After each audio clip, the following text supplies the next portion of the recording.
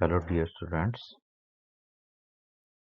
in the series of congenital heart diseases, today we will discuss about the patent ductus arteriosus. Patent ductus arteriosus means the ductus arteriosus does not close just after birth and it remains persistent. Introduction की बात करें या definition की बात करें तो PDA means persistence of ductus arteriosus, but कब तक परसिस्टेंस या कब से परसिस्टेंस? तो यूजुअली जो डक्टस आर्टरियोसस है it closes by the age of 24 hours to 72 hours, मतलब 3 दिन के अंदर अंदर जो है टर्म बेबीज में डक्टस आर्टरियोसस क्लोज कर जाता है. But if does not close then it is known as patent or persistent ductus arteriosus, and this persistence after 72 hours of life is known as PDA, patent ductus arteriosus. And we all know that ductus arteriosus is a communication between pulmonary trunk and aorta, and shunting of blood through this communication even after 3 days of the life is known as PDA. Incidence की बात करें तो different studies में जो है 8 to 10 या 10 to 13% of the incidence जो है बताया गया है, और फीमेल्स में it is 2 to 3 times commoner than males. Female में कारण पता नहीं है, बट जो है फीमेल्स में जो कॉमनली देखने को मिलता है. और कुछ पर्टिकुलर रिस्क फैक्टर्स हैं जैसे प्रीमैच्योरिटी एंड बर्थ वेट, जो है बहुत बड़ा रिस्क फैक्टर है पीडीए के लिए. So it is incidence is inversely related with the gestational age as well as birth weight. More is the birth weight and gestational age, less are the chances of ductus arteriosus PDA, patent ductus arteriosus.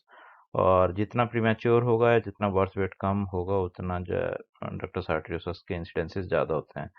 प्रीटर्म्स में 20 से 60% तक जो incidence हो सकते हैं. और birth weight में तो देखा गया है कि जो जो 1200 ग्राम से नीचे जो वेरी लो बर्थ वेट वाले बच्चे हैं उनमें इंसिडेंस जो है 60 to 80% भी हो सकता है, एज हाई 60 to 80%. और इसके इंसिडेंस जो है अगर मदर को प्रेगनेंसी के दौरान रुबेला हुआ है तो मैटरनल रुबेला में भी पीडीए के इंसिडेंसेस ज़्यादा मिलते हैं. हाई एल्टीट्यूड में जो डिलीवरीज होती हैं वहाँ पे पीडीए के चांसेस हाई होते हैं. और कई जगह जो है कई फैमिलीज में इसके चांसेस ज़्यादा देखे गए हैं, with 2 to 6% chance of recurrence in sibling. अगर एक बच्चे को है तो दूसरे बच्चे में होने के चांसेस जो है 2 से 6% तक हो सकते हैं. एनाटॉमिकल फीचर्स तो सभी जानते हैं, फिटल सर्कुलेशन में हमने बात करी कि ductus open in distal aorta, distal to left subclavian artery. Aorta descending aorta में जो है प्रॉक्सिमल डिसेंडिंग आयोटा में distal to left subclavian artery, और जो आपका पल्मोनरी ट्रंक की बाइफर्केशन है इनटू पल्मोनरी आर्टरीज, वहाँ पे जो है होता है, इन दोनों के बीच में कम्युनिकेशन है. And aortic end of ductus arteriosus is wider and larger than pulmonary end. In term infants, wall of ductus is deficient in both mucoid endothelial layer and muscular media, while in premature the structure is usually normal. तो ये जो कुछ consideration है वो बहुत ज़रूरी है कि क्यों प्री टर्म्स में जो है ज़्यादा कॉमनली देखने को मिलता है. तो डक्टस आर्टरियोसस की एनाटॉमी सब जानते हैं. अब बात है फिजियोलॉजी की. मेन फिजियोलॉजी क्या है डक्टस आर्टरियोसस के पीछे क्लोज होने के? तो डक्टस आर्टरियोसस जैसे कि फिटल सर्कुलेशन में मैंने डिस्कस किया था कि डक्टस आर्टरियोसस का मेन काम है कि लंग फंक्शन नहीं है फिटस में, तो most of the blood which right ventricle push should go into the descending aorta and thus to the placenta for oxygenation. तो क्योंकि ऑक्सीजनेशन का काम जो है लंग्स के बजाय प्लेसेंटा कर रहा है, तो right ventricular blood should go to the placenta, and उसको जो है शंट करना प्लेसेंटा तक पहुंचाने के लिए it should go through descending iota. और इसलिए जो है पल्मोनरी ट्रंक से कम्युनिकेशन बना दिया डिसेंडिंग आयोटा के बीच में, जिसको कि डक्टस आर्टरियोसस बोला गया. तो पेटेंट कैसे रहता है डक्टस आर्टरियोसस फिटल लाइफ में? उसके जो है 2-3 कारण रहते हैं. सबसे मेन कारण है कि जो लो फिटल ऑक्सीजन टेंशन रहती है फिटस में, वो एक पेटेंसी में कारण रहता है. और दूसरा जो है सर्कुलेशन ऑफ प्रोस्टानॉइड्स, जो प्रोस्टाग्लैंडिन्स हैं, प्रोस्टासाइक्लिन्स हैं, उनकी सर्कुलेशन जो है फीटल लाइफ में रहती हैं। They are end product of arachidonic acid जो है। तो उस उनकी सर्कुलेशन से क्या रहता है कि जो स्मूथ मसल्स होती हैं इसकी वॉल में डक्टस आर्टरियोसस की, दे गेट रिलैक्स्ड, और रिलैक्स रहेंगी तो जो है कंस्ट्रिक्शन नहीं होगा उनमें, तो डक्टस आर्टरियोसस ओपन रहेगा।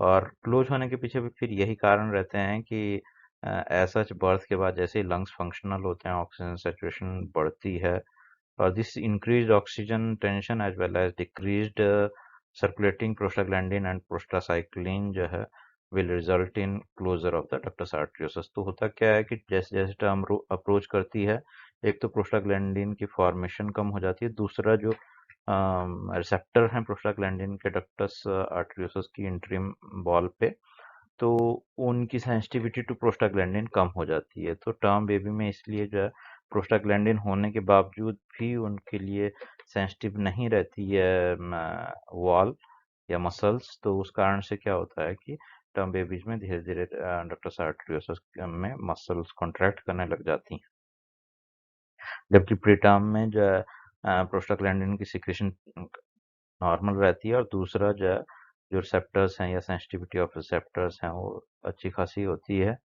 इस कारण से जो है प्रीटर्म्स में क्लोज नहीं होता है। As well as preterm infants are resistant to smooth muscle hypoxia, जो स्मूथ मसल हाइपोक्सिया के लिए रेजिस्टेंट होते हैं, which is paramount in triggering the cell death and remodelling required for permanent closure of ductus arteriosus. इसकी बात हम अगली slide में देखेंगे कि एक कहानी होती है कि ये फिटस में जो है, ऊपर वाली फर्स्ट इमेज जो है बता रही है कि फिटस में डक्टस आर्टरियोसस क्या है और न्यूबॉर्न में क्या है। तो इसमें जो टॉर्टुअस वेसल्स दिखा रहे हैं वो दिखा रहे हैं कि 500 माइक्रोमीटर तक हैं, और 500 माइक्रोमीटर जो लोअर वाला है that will be getting oxygen. This particular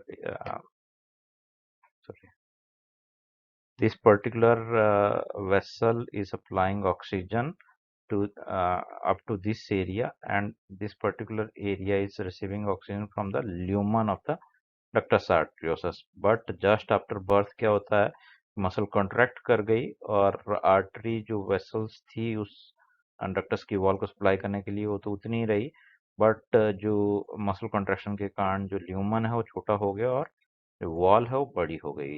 ये बड़ी वॉल होने के कारण क्या हो गया कि मसल को ऑक्सीजन नहीं मिल रहा है और मसल डेथ हो गई। मसल डेथ होने से जो है यहाँ पे इसकी क्लोज हो जाता है ये जो है ल्यूमन इसका, और इसमें कैल्सिफिकेशन होने लगती है।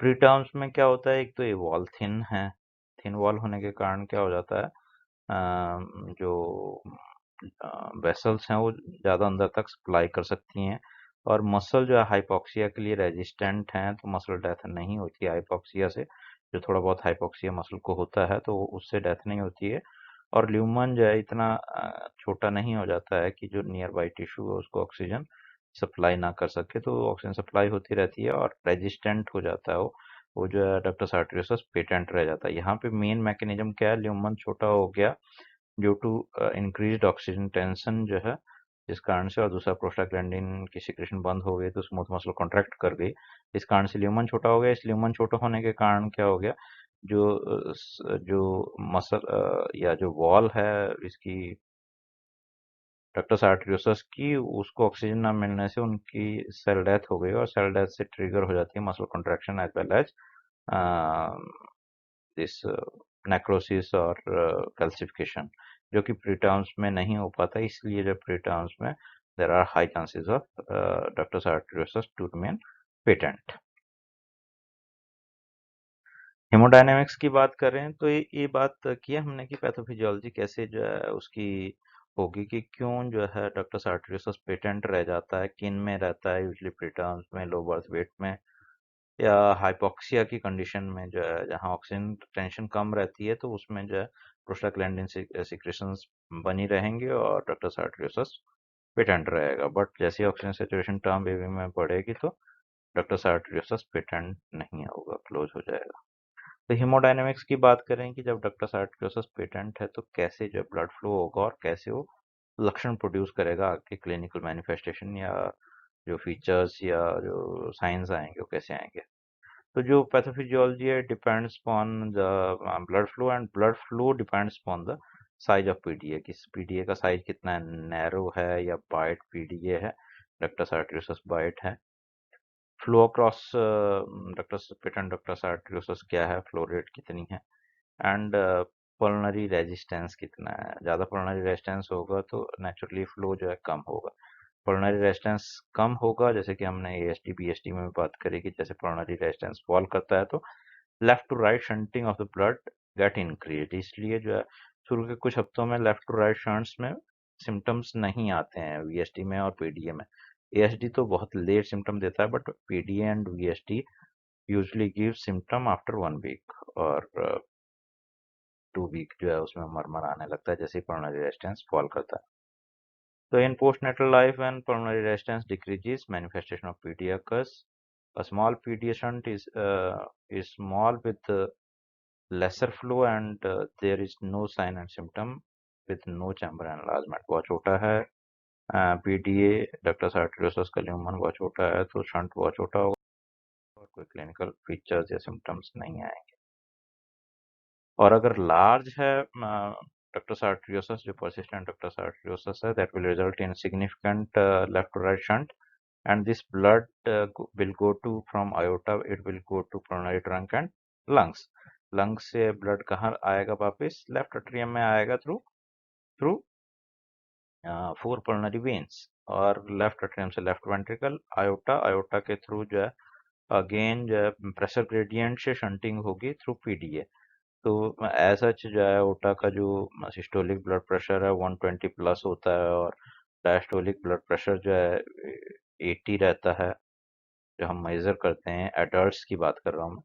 तो इसके कंपैरिजन में पल्मोनरी वेसल्स में तो हार्डली जो 60 भी नहीं जाता है सिस्टोल में जब प्रेशर। तो there is a high gradient रहता है। तो हाई प्रेशर से लो प्रेशर की तरफ ब्लड जाएगा, तो आयोटा से जब ब्लड शंट हो जाएगा उस पेटेंट डक्टस आर्टेरियोसस के थ्रू पल्मोनरी ट्रंक में, और पल्मोनरी ट्रंक से लंग्स में, लंग्स से फिर से हार्ट में, हार्ट से आयोटा में। तो इस तरीके से साइकिल चलता रहेगा। और पल्मोनरी आर्टरी में और लंग्स में ब्लड जाने से क्या होगा, इंक्रीज होगा पल्मोनरी आर्टरीज का प्रेशर, और राइट चैम्बर्स का भी। जैसे जैसे जो है पल्मोनरी वेस्कुलर डिजीज डेवलप करने लगेगी तो राइट चैम्बर का जो है क्या होगा, प्रेशर इंक्रीज करेगा, which can result into CCF. या तो फिर दूसरे तरीके से सीसीएफ कैसे हो सकता है कि लेफ्ट चैम्बर्स पे प्रेशर ज़्यादा है, लेफ्ट चैम्बर डायलेट कर रहे हैं, डायलेट होने के कारण जो लेफ्ट वेंट्रिकुलर फेलियर हुआ, अल्टीमेटली सीसीएफ हो गया। तो लार्ज डक्टस आर्टेरियोसस में इस तरीके से सीसीएफ जो है one of the commonest finding होगी।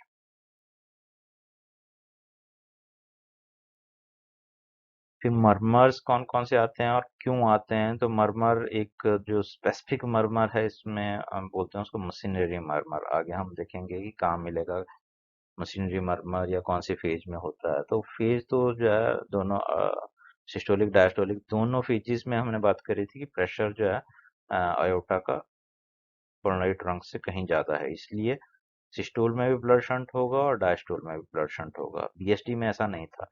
बीएसटी में सिर्फ सिस्टोल में ब्लड शंटिंग हो रही थी, डायस्टोल में नहीं हो रही थी, इसलिए देर वॉज पैन सिस्टोलिक मरमर। यहाँ पे दोनों फेजेस में ब्लड शंटिंग हो रही है, सिस्टोल में भी और डायस्टोल में भी, इसलिए जो है मरमर जो है दोनों फेजेस में होगा। So due to pressure gradient between aorta and pulmonary artery during both systole as well as diastole results in blood flow across shunt producing a continuous murmur, या इसी continuous murmur को मशीनरी murmur भी बोलते हैं PTA में, machinery murmur। Then ये usually जो है second intercostal left second intercostal space में मिलता है। Then other जो murmurs मिलेंगे, ejection systolic murmur मिलेगा, और ये मिलेगा आपको आयोटिक एरिया में। मेनली जो है आयोटिक एरिया कोई एक एरिया नहीं होता, क्योंकि आयोटिक मार्मर कहीं भी मिल सकते हैं, बट जो हम बात करते हैं कि right second intercostal space aortic area होता है। तो जो फ्लो मर्मर्स हैं यूजली जो है थर्ड इंटरकोस्टल में मिलते हैं, सेकंड राइट और थर्ड लेफ्ट में जो है मिलते हैं। तो a large blood flow through dilated root of aorta will produce this ejection systolic murmur, and then as such post tricuspid जो पैथोलॉजीज होती हैं left to right shunt, they always will produce a delayed diastolic murmur at mitral area, जो कि उनकी पैथोगनोमिक होता है, जो कि जो ज़्यादा ब्लड लेफ्ट एट्रियम में आया वो पुश होगा जब लेट डायस्टोल में वेंट्रिकल्स में, तो नॉर्मल मिट्रल वॉल्व के थ्रू जब हो जाएगा लार्ज ब्लड फ्लो, जो produce turbulence and delayed diastolic murmur, जो कि सभी पोस्ट ट्राइकस्पिड पैथोलॉजीज में जहाँ लेफ्ट टू राइट शंटिंग हो रही है ब्लड की, वहाँ सब में मिलेगा। क्लिनिकल मैनिफेस्टेशन की बात करें तो लगभग बीएसटी की तरह ही इसके फीचर्स जो हैं आएंगे। मेनली जैसे बीएसटी में 6 to 10 वीक्स में जो प्रेजेंटेशन होती है, और CCF is usually presenting feature जो कंजेस्टिव कार्डियक फेलियर के साथ बच्चे आते हैं। ओल्डर older पेशेंट्स में प्रेजेंट विद पाल्पिटेशन और एफर्ट इंटॉलरेंस और फ्रिक्वेंट चेस्ट इन्फेक्शन, तो लगभग सिमिलर फीचर्स हमको मिलेंगे, क्योंकि एक तो blood flow left to right जा रहा है, तो उस कारण से जो है क्या होते हैं फ्रिक्वेंट एलआरटीआई, जो ब्लड फ्लो कोरोनरी वेसल में ज़्यादा जाता है, चाहे वो एएसडी के कारण जाए, चाहे वीएसडी के कारण जाए, चाहे पेटेंट डक्टस आर्टरियोसिस के कारण जाए, उनमें सब में फ्रिक्वेंट चेस्ट इन्फेक्शंस मिलेंगे। बाकी जो ब्लड सिस्टम में जाना चाहिए तो पल्मोनरी बेड में जा रहा है, इस कारण से सिस्टम में कम ब्लड जाने से सिस्टमिक फ्लो कम होने के कारण जो है एफर्ट इंटॉलरेंस मिलती है। देन एग्जामिनेशन की बात करें तो एग्जामिनेशन में देन अदर क्लिनिकल मैनिफेस्टेशन में भी लाइक फेलियर टू थ्राइव, जो माइनर जो है बहुत मॉडरेट या छोटे पेटेंट डक्टस आर्टरियोसिस है, कम फ्लो वाले हैं, तो उनमें यूजली इस तरह के कोई सिम्टम ना हो के सिंपल जो फेलियर टू थ्राइव जैसे ईएसटी में मिलता है, तो ऐसे मिल सकता है। क्लिनिकली जो एग्जामिनेशन पे हमको क्या मिलेगा, तो जनरल फिजिकल साइन में जो हमको कंजेनाइटल रूबेला, अगर कंजेनाइटल रूबेला के कारण है पीटीए, तो उसके साइंस मिल सकते हैं, जैसे कैटरैक्ट्स या इंट्रायूटेराइन ग्रोथ रिटार्डेशन, जो मैं बोल रहा था कि वेट जो है बहुत इंपॉर्टेंट फाइंडिंग है इसमें। लो बर्थ वेट में जो है इंसिडेंसेस ज़्यादा होते हैं। Then tachycardia is one of the commonest feature. Tachycardia क्यों होगा, क्योंकि सिस्टम में ब्लड कम जा रहा है, तो ऑक्सीजन रिक्वायरमेंट पूरी करने के लिए, कार्डियक आउटपुट बढ़ाने के लिए वॉल्यूम कम है, तो जो है हमको रेट बढ़ाना पड़ता है हार्ट का। तो ऐसा जो है पर मिनट कितना ब्लड सिस्टम में जा रहा है वो डिपेंड करेगा कि कार्डियक आउटपुट कितनी है, क्योंकि most of the left ventricular output will go to coronary vessel. Most of the नहीं जाएगी, आधी भी जा रही है, 30% भी जा रही है, तो वो क्या करेगी 70% ही जो है जाएगी सिस्टम में। इस कारण से सिस्टम की रिक्वायरमेंट पूरी नहीं हो पाएगी, बॉडी की रिक्वायरमेंट पूरी नहीं हो पाएगी, तो हार्ट रेट बढ़ाना पड़ेगा to maintain the per minute blood to the tissues, और इसी कारण से जो है रेस्पिरेटरी रेट भी बढ़ेगा oxygen, more and more oxygen पहुंचाने के लिए। Then there may be differential cyanosis in reversal of shunt. It is one of the classical signs of Eisenmengerisation, जो एस्मेंजर सिंड्रोम होता है। पीडीए में अगर एस्मेंजर सिंड्रोम हो गया, एस्मेंजराइजेशन हो गया इसका, तो उसमें क्या मिलेगा डिफरेंशियल साइनोसिस। डिफरेंशियल साइनोसिस क्या होगी कि जैसे ही लेफ्ट टू राइट शंट था पहले, तो हमारे पास ब्लड जो है हमारा आयोटा से कहाँ जा रहा था, कोरोनरी वेसल में जा रहा था। बट जब ये एस्मेंजराइजेशन हो जाएगा, एस्मेंजर सिंड्रोम हो जाएगा, तो क्या होगा राइट टू लेफ्ट ब्लड जाएगा। जब कोरोनरी वेस्कुलर रेजिस्टेंस इतना बढ़ जाएगा और कोरोनरी वेसल्स में जो इतना ब्लड प्रेशर ज़्यादा हो जाएगा, जो सिस्टम को ओवर टेक कर लेगा, तो सिस्टमिक फ्लो में जो है राइट वेंट्रिकुलर आउटपुट जाएगी, इस कारण से जो है डीऑक्सीजनेटेड ब्लड सिस्टम में जाएगा, बट जाएगा कहाँ पे, जाएगा डिसेंडिंग अयोटा से नीचे। तो लोअर लिम्ब में, lower part of the body में जो है साइनोसिस मिलना, तो टोज साइनोज्ड हों और फिंगर साइनोज्ड नहीं है, it is known as differential cyanosis, which is a sign of reversal of shunt in PDA. कि हमको पता है कि पीडीए का पेशेंट है और वो हमारे पास आ रहा है कि इसकी जो है टोज साइनोज्ड हो रहे हैं, इट इंडिकेट कैसमेंटराइजेशन हो गया और कारण से साइनोसिस हो रही है शंटिंग के कारण। तो ये तो हो गया जनरल फिजिकल साइंस जो थे हमारे पास। देन पल्स की बात करें तो इसमें बड़ी स्पेसिफिक पल्स मिलती है कि हाई सिस्टोलिक प्रेशर वाली पल्स होती है, इसलिए वाइड पल्स, बाउंडिंग पल्स होती है। वाटर हैमर भी बोलते हैं कई बार कि जो है, पहले तो बहुत रैपिड राइज होता है, पीक आती है और रैपिड कोलैप्स हो जाता है, तो उसको वाटर हैमर पल्स बोलते हैं। तो bounding type of the pulse होती है क्योंकि सिस्टोलिक जो आउटपुट है वो बढ़ी हुई है। Left ventricle is having more and more blood, क्योंकि वो मैक्सिमम जो है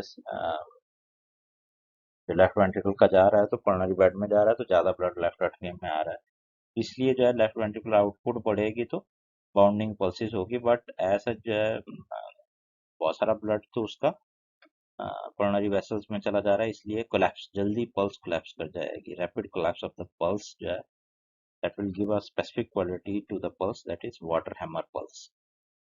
तो उसमें वाइड प्रेशर, पल्स प्रेशर क्या हुआ कि हाई सिस्टोलिक और लो डायस्टोलिक प्रेशर हो, तो पल्स बड़ी डायग्नोस्टिक रहेगी इसमें। देन प्रिकॉर्डियम की बात करें तो प्रिकॉर्डियम में जो hyperkinetic impulses will be there at apex due to left ventricular type of apex. Left ventricular dilatation, left ventricular hypertrophy हो रही है, तो सारी कहानी जो है, सारी जो जो मूवमेंट्स हैं वो लेफ्ट वेंट्रिकल के आसपास होंगे, अपेक्स के आसपास होंगे। Then there will be systolic और continuous thrill in second left intercostal space radiating to clavicles. तो जहाँ पे मशीनरी मरमर है, मशीनरी मरमर बहुत लाउड होगा तो will associated with thrill. Thrill के साथ जो मरमर एसोसिएटेड होते हैं वो कौन सी इंटेंसिटी में, कौन से ग्रेड में आते हैं? 4+ में ना, 4 और 4+ में, 3 से ज़्यादा है तो थ्रिल हो गया। तो इस तरह का जो है थ्रिल हमको मिल सकता है सेकंड लेफ्ट इंटरकोस्टल स्पेस में, which can radiate to clavicle, left sternal border और अपेक्स तक रेडिएट कर सकता है, जहाँ से वो आ रहा है, जहाँ से वो टर्बुलेंस क्रिएट हो रही है। देन ऑस्कल्टेशन की बात करें तो ऑस्कल्टेशन में फर्स्ट हर्ट साउंड जो है एसेंक्वेटेड होता है S2 नैरोली और paradoxically split with large. Paradoxical split क्यों होगा? क्योंकि लेफ्ट जो ventricle is having more blood than right ventricle.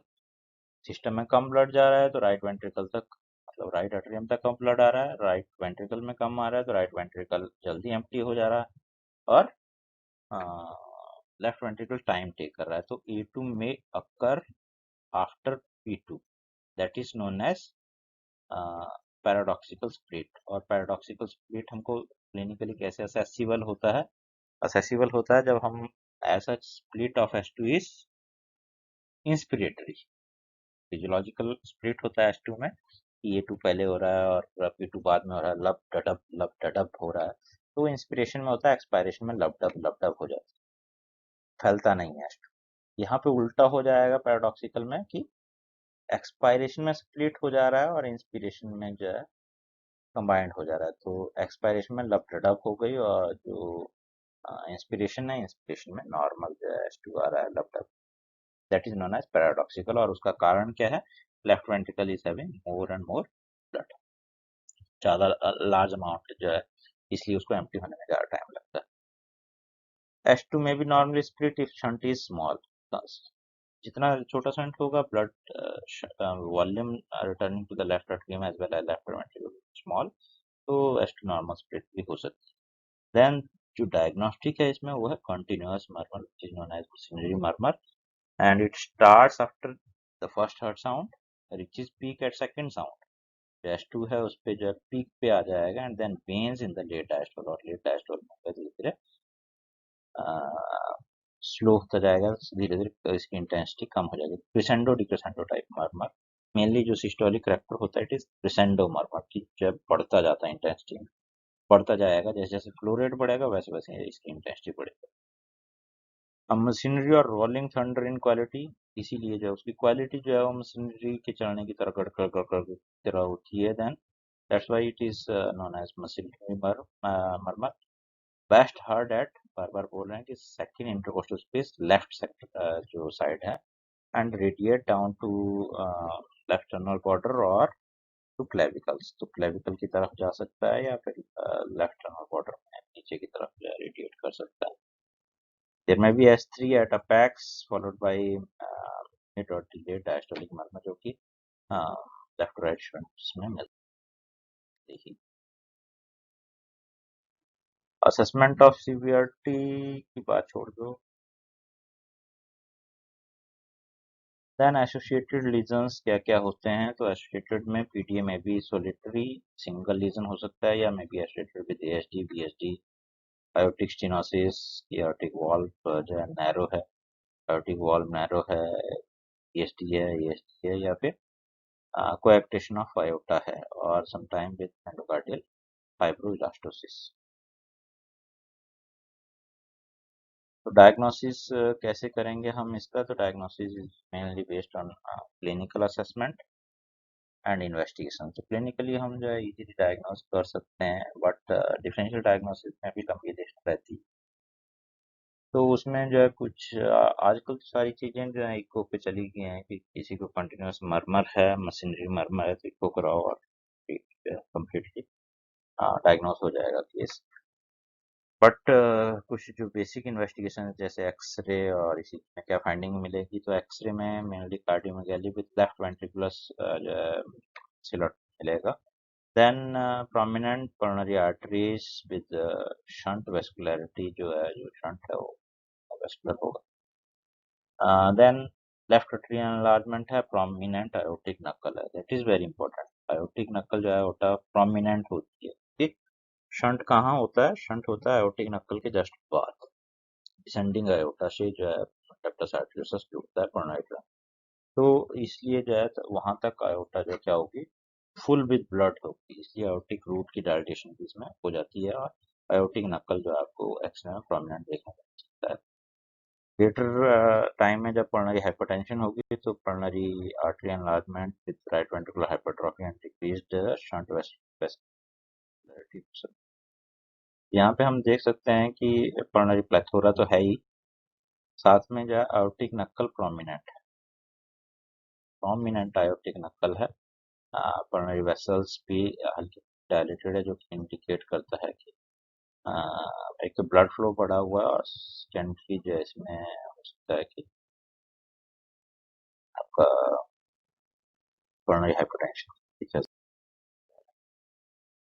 Then ECG की बात करें तो इनिशियली जो है लेफ्ट वेंट्रिकुलर हाइपरट्रॉफी ही होती है विद लेफ्ट एट्रियल डायलिटेशन. तो लेफ्ट वेंट्रिकुलर हाइपरट्रॉफी जो है हम कैसे असेस करते हैं.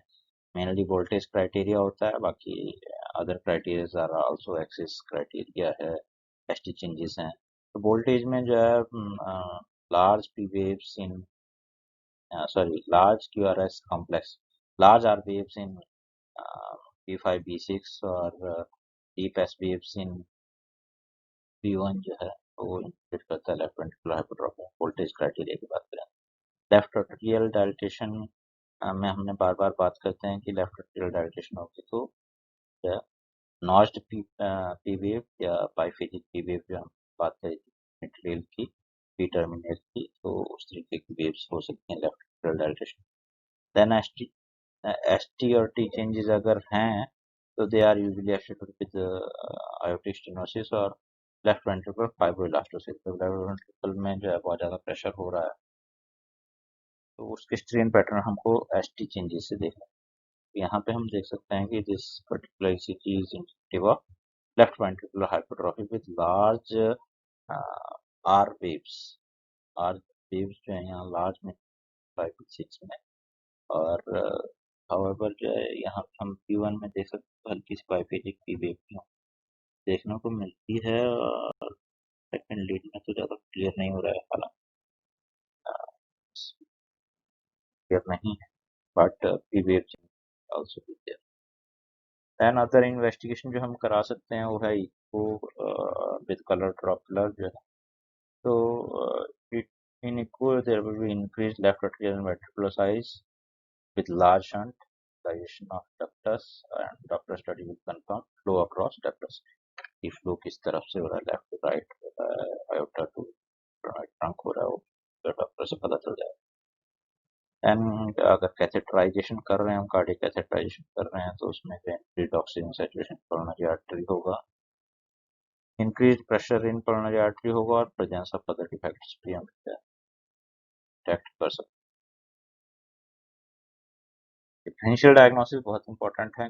बहुत सारी कंडीशन ऐसी हैं जो कंटिन्यूस मरमर प्रोड्यूस कर सकती हैं। मेनली जो है पेरिफेरल जो मरमर है, रिकॉर्डियम पे नहीं है, थोड़ा सा बाहर रहता है, सेकंड इंटरकोस्टल स्पेस में थोड़ा वाइड रहता है, तो इसलिए जो है विनस हम्स हैं, या जो आर्टरीवेनस फिस्टुलास हैं, या रप्चर्ड साइनस ऑफ वाल्साल्वा है, या और कोई पैथोलॉजी है आयोटा और कोरोनरी ट्रंक की, जैसे एपी विंडो है, छोटा सा कोई डिफेक्ट है, कि जो बात हम शायद करी है कि जब आयोटा और कोरोनरी ट्रंक डेवलप हो रही होती है, तो पहले सिंगल ल्यूमन होता है, उनका एक ही ल्यूमन होता है, then later on there will septation. तो जिस सेप्टेशन जो है, जब तक सेप्टेशन नहीं होती है तब तक उसको ट्रंकस आर्टरियोसस बोलते हैं। तो ट्रंकस है, अगर पेटेंट ट्रंकस है, पीटीए है, या फिर हल्की सी विंडो है कोई छोटी पर्टिकुलर एरिया में जो है, बना नहीं है वो सेप्टम कोरोनरी ट्रंक और अयोटा के बीच में, तो वो विंडो से भी शंटिंग हो सकती है ब्लड की। That will also produce a continuous type of murmur because aorta will always have pressure more than coronary trunk. तो इस तरह की पैथोलॉजीज अगर हैं तो भी जो है कंटिन्यूस मरमर आ सकता है, या पेरिफेरल पल्मोनिक स्टेनोसिस है, जो कि दोनों फेजेस में जो है आपको मरमर दे सकते हैं, कोरोनरी वेसल्स, या small ASD with mitral stenosis है, तो मिट्रल स्टेनोसिस का मरमर जो है डायस्टोल में होगा, और एएसडी का मरमर जो है मे बी इन सिस्टोल। तो इस कारण से जो है अ, हो सकता है, बहुत रेयरली जो है ऐसी होता है। मेनली जो है ये दो पैथोलॉजीज हैं जिनको हमको डिफरेंशिएट जरूर करना है। Then pansystolic with regurgitation diastolic murmur भी जो है हो सकते हैं, जैसे पीएचडी विद आयोटिक रिगर्जिटेशन है, तो पीएचडी पेनसिस्टोलिक मरमर देगा, और आयोटिक रिगर्जिटेशन आपको डायस्टोलिक मरमर देगा। देन मिट्रल या tricuspid regurgitation with aortic regurgitation है, तो रिगर्जिटेशन कब होगा, सिस्टोल में होगा, और आयोटिक डायस्टोल में होगा। बट इन सब पैथोलॉजीज में क्या रहता है, usually there is a gap between systolic and diastolic component. यहाँ पे कंटिन्यूस मरमर होंगे तो कंफ्यूजन होगा, यहाँ पे यूजली गैप इज परसीवेबल अगर आप अच्छे से एक्सप्लोइटेट करते हैं। प्रोग्नोसिस की बात करें तो स्मॉल सन्स में remain silent throughout life and में produce late manifestation. Spontaneous closure in preterms will occur, बहुत सारे प्रीटर्म्स में स्पॉन्टेनियसली दे क्लोजर हो जाता है। सीसीएफ जो है प्रेगनेंट जो है सीसीएफ इन्फेंसी में होता है, तो लार्ज शंट इंडिकेट करता है, और उसमें जो ट्रीटमेंट बहुत जरूरी है। सीसीएफ लेट लाइफ में होता है तो वो इंडिकेट करता है कि मॉडरेट शंट्स हैं। देयर में बी रिपीटेड निमोनियाज और फेलियर टू थ्राइव, अगर हमने ट्रीट नहीं किया, उसको क्लोजर नहीं करवाया, या मेडिकल ट्रीटमेंट नहीं किया। देन देयर में बी एंडार्थराइटिस या एम्बोलाइजेशन भी हो सकता है। और लास्ट और जब सबसे ड्रेडेड कॉम्प्लिकेशन जो है वो एस्मंजराइजेशन है विद सीसीएफ। एस्मंजराइजेशन जब कोरोनरी वेस्कुलर डिजीज डेवलप कर गया है, ऑब्स्ट्रक्टिव कोरोनरी वेस्कुलर डिजीज है, तो उस कारण से coronary hypertension will result in reversal of shunt causing differential cyanosis, जिसकी हमने पहले बात करी। यहाँ पे इस पैथोलॉजी के कारण होगा, जब शंट लेफ्ट टू राइट के बजाय राइट टू लेफ्ट हो जाएगा कोरोनरी। देन ट्रीटमेंट की बात करें तो ट्रीटमेंट जो है, जो कोमॉर्बिड कंडीशंस हैं उनकी ट्रीटमेंट, जैसे anaemia with precipitate CCF in moderate, अगर मॉडरेट तक है तो एनीमिया में प्रेसिपिटेटिंग फैक्टर्स, जो भी एलआरटी या निमोनियास हो रहे हैं तो अच्छे से ट्रीटमेंट करना जरूरी है। सीसीएफ की जो भी मैनेजमेंट है, डायरेटिक है या फ्लूइड रेस्ट्रिक्शन है, जो भी ट्रीटमेंट है सीसीएफ की वो करनी है। तो डेफिनेटिव ट्रीटमेंट है वो है of some agents which inhibits prostaglandin synthesis। Prostaglandin क्या होता है कि प्रोस्टाग्लैंडिन सिक्रेशंस हो रही हैं, और उस कारण से जो है ल्यूमन मेंटेन है। ह्यूमन मेंटेन है तो डक्टस आर्टरियोसस मेंटेन है। तो बाहर से हम जो है प्रोस्टाग्लैंडिन इनहिबिटर कॉक्स इनहिबिटर्स जो है देते हैं, और कॉक्स इनहिबिटर्स में जो सबसे इफेक्टिव देखा गया वो इंडोमिथासिन है। इबुप्रोफेन भी जो है दे सकते हैं, बट द मोस्ट इम्पोर्टेंट दिया जाता है, या तो हम जो है ओरली देंगे 1.1 मिलीग्राम पर केजी पर डोज, और यूजली जो आईपी दिया जाता है कि ओरल डोज ओरल जो है हैंड्स में अल्सर गैस्ट्रिक अल्सर कॉज कर सकता है, गैस्ट्रिक कॉम्प्लिकेशन ज़्यादा हो, तो आईपी भी हम जो है डिस्कसिंग करते हैं। और ये क्यूरेटिव ट्रीटमेंट, तो ये पेलिएटिव ट्रीटमेंट हो गई इन चीज़ों की, एक क्यूरेटिव ट्रीटमेंट है। और क्यूरेटिव ट्रीटमेंट जो है इज प्रेफरेबल, अर्ली अगर हम इंडोमेथासिन देंगे तो उसका इफेक्ट ज़्यादा है, अगर लेट हमने इंडोमेथासिन दी तो देन उसका जो है इफेक्ट नहीं। तो इन्फेंसी में ही यूजली न्यूनेटल लाइफ में ही इंडोमेथासिन काम करता है, उसके बाद जो काम उसका जो जितना एफिकेसी है वो घट जाती है, उसके लिए जो इफेक्ट आना चाहिए वो नहीं आता है। और अगर इंडोमेथासिन से क्लोज नहीं हो रहा है और सीसीएफ को हम कंट्रोल नहीं कर पा रहे मेडिकल उससे, एज सच भी सीसीएफ भी कंट्रोल लेवल है, तो पीडीए जो है स्पॉन्टेनियस क्लोजर यूज करते नहीं है, तो वहाँ पे हमको ट्रांसकैथेटर क्लोजर जो है करना पड़ता है। तो कार्डियक कैथेटराइजेशन लैब में इंट्रावेस्कुलर कॉइल्स जो हम करते हैं, इंट्रावेस्कुलर कॉइल कॉइल डाल देते हैं, अम्ब्रेला लाइक डिवाइस जो है डाली जाती है, और फर्स्ट बर्थ है। तो यहाँ पे देखो पीएचडी में हम बोलते हैं कि surgery should be done ideally जो है 5 साल तक हम वेट कर सकते हैं, 5 to 7 ईयर या 5 to 10 ईयर ये एस्टिमेट है। और जब यहाँ पे फर्स्ट बर्थडे से पहले पहले हम सर्जरी की बात कर रहे हैं, तो उससे पहले जो हम सर्जरी कर लेनी चाहिए, उसमें हम वेट नहीं करते हैं में, और ऐसा जो है इसमें कॉम्प्लिकेशन होने के चांसेस ज़्यादा होते हैं और स्पॉन्टेनियस क्लोजर में नहीं होते। इसकी ट्रीटमेंट अगर हम मेडिकल ट्रीटमेंट जो कि यूज़ ऑफ कॉक्स इनहिबिटर्स जो है वैक्सीन कैसे देते हैं, अगर उससे फर्क नहीं पड़ रहा है तो हम जो है सर्जिकल ट्रीटमेंट करेंगे।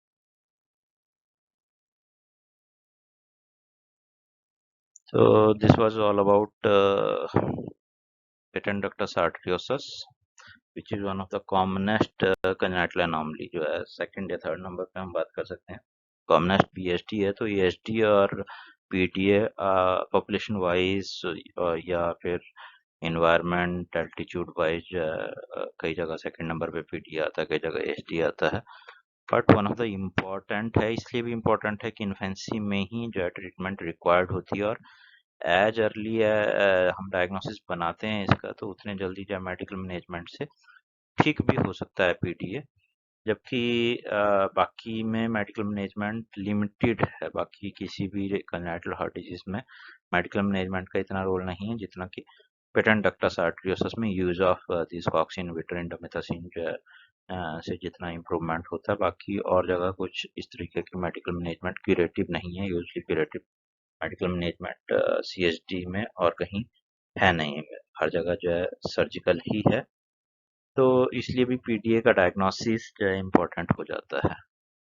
तो this is all about PDA. अब एक और सीएचडी हम कंप्लीट कर लेंगे, then we will move on to the next topic in the syllabus. तो एक जो है टेट्रोलॉजी ऑफ फैलेट ले लेंगे।